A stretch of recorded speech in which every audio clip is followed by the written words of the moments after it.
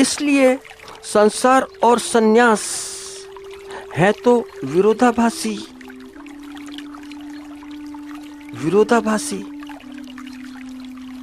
मगर दोनों विरोधाभास जब संयुक्त होते हैं तो ठीक ठीक अभिव्यक्ति होती है।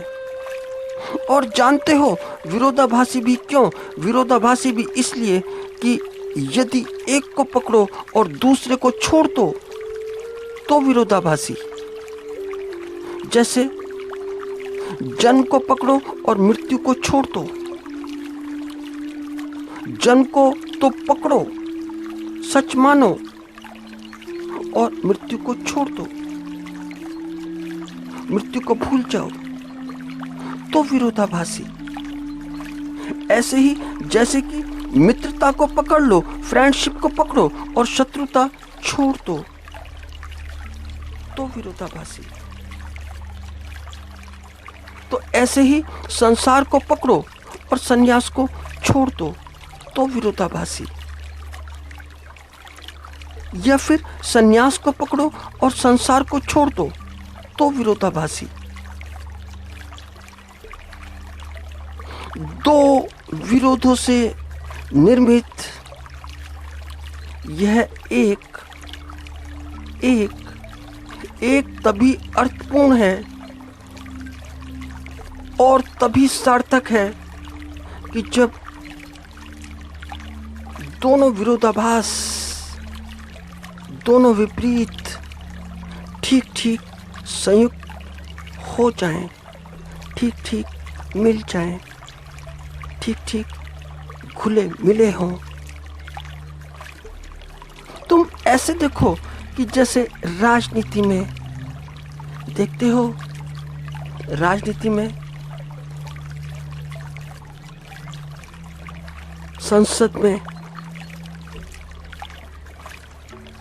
अगर पक्ष और विपक्ष ठीक ठीक संतुलित हैं, क्योंकि ध्यान रखना जितना आवश्यक पक्ष है उतना ही आवश्यक विपक्ष भी, दोनों आवश्यक। संतुलन के लिए तो संतुलन कहीं भी हो, दो विरोधाभासों के बिना नहीं होता। जब तक दो विरोधाभास नहीं होते, जैसे विपक्ष के बिना पक्ष अधूरा है। जहां विपक्ष ही ना हो वहां पर पक्ष का क्या मूल्य? कुछ भी मूल्य नहीं। जहां विपक्ष ना हो वहां फिर तानाशाही ही होती है। तानाशाही आ जाती है, डिक्टेटरशिप। चीन को देखो, नॉर्थ कोरिया को देखो, नॉर्थ कोरिया को, किम जोंग को देखो।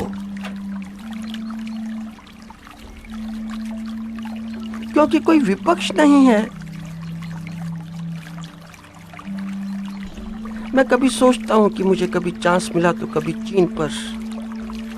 चीन की विचारधारा पर, चीन की विचारधारा क्या, और चीन की सारी विचारधारा, कार्ल मार्क्स की विचारधारा,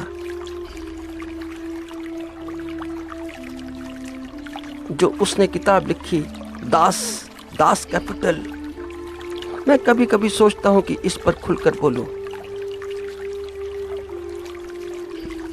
तो जिन्हें सांसारिक कहा जाता है, सांसारिक, संन्यास तो वहां पर भी है, संन्यास तो संसार में भी है। और मेरी समझ से संन्यास संसार के गर्भ से ही पैदा होता है, क्योंकि जीवन में धूप छांव के ये खेल, सुख दुख की लंबी छोटी ये परछाइयाँ, इनके दृश्य इतने घटित हो जाते हैं, इतने घटित होते हैं, इतने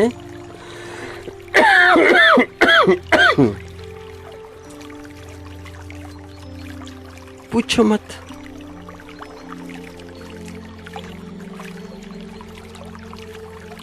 जैसे समझें कि पहले किसी के साथ बहुत प्रेम, अति का प्रेम, ऐसा प्रेम कि कभी सोचा ही नहीं कि कुछ बिछो होगा।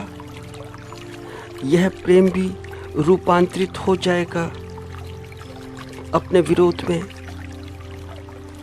जैसे मित्रता, तो कभी सोचा ही नहीं कि यह कभी मित्रता, फ्रेंडशिप रूपांतरित हो सकती है दुश्मनी में। यह किसी दो व्यक्तियों के बीच हो, दो परिवार के बीच हो, या दो राष्ट्रों के बीच हो गई। रूपांतरण हो चुका, हो गया। तो दोनों के अनुभव हो गए। ये दोनों के अनुभव बड़े अत्यावश्यक हैं जीवन में,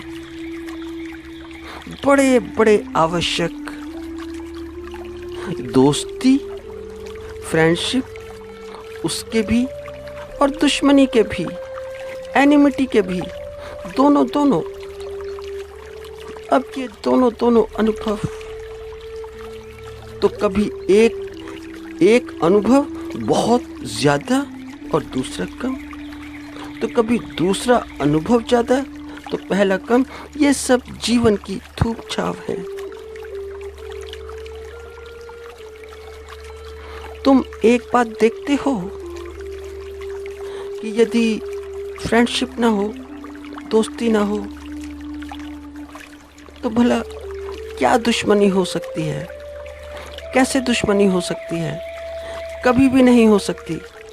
जहां पर तुम्हारे संबंध होंगे वहीं पर कुछ ना कुछ दुराव होगा, वहीं पर कुछ ना कुछ अलगाव होगा, वहीं पर कुछ ना कुछ होगा संबंधों के मध्य। अगर संबंध ही नहीं तो फिर क्या दुश्मनी, कैसी दुश्मनी?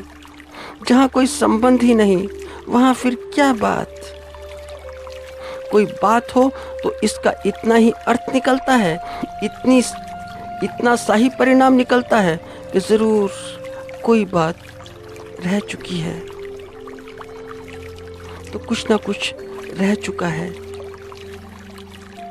और याद रखना कि अगर दुराव ना हो, अलगाव ना हो, दुश्मनी ना हो, तो उसके बिना ठीक दोस्ती होती भी नहीं। तो दोस्ती के अनुभव और दुश्मनी के अनुभव, फिर दोस्ती के अनुभव, फिर दुश्मनी के अनुभव, दोस्त दुश्मन में रूपांतरित हुआ और दुश्मन दोस्त में रूपांतरित हुआ। ये सारे के सारे रूपांतरण, ये सारी की सारी धूप छाया जीवन में अभिव्यक्त होती है। सब कुछ अभिव्यक्त होता है, फिर व्यक्ति थोड़ा सा थक जाता है। और थोड़ी सी समझने की बात है, अगर तुम बात समझो तो लगेगी तो जरा अटपटी, मगर सामान्य बात है, बड़ी अर्थपूर्ण बात है कि यदि जैसे एक संबंध लो, एक पति पत्नी का संबंध लो, हस्बैंड वाइफ का संबंध लो, उनके बीच छोटी मोटी घटनाएं ना हो, कोई नोक झोंक ना हो, कोई मन मिटाव ना हो, तो फिर उनके बीच मैं नहीं समझता कि प्रेम का कोई अर्थ है। फिर प्रेम का कोई भी अर्थ नहीं, बिल्कुल कोई अर्थ नहीं। वे तो तुम ऐसे समझो कि जैसे मिट्टी के माथ हो, और एक नहीं, दोनों के दोनों ही मूड भी नहीं कहना चाहिए, अति मूर्ख, दोनों ही गोबर गणेश, मानसिक विकलांग, मेंटली डिसेबल्ड, मेंटली रिटार्डेशन।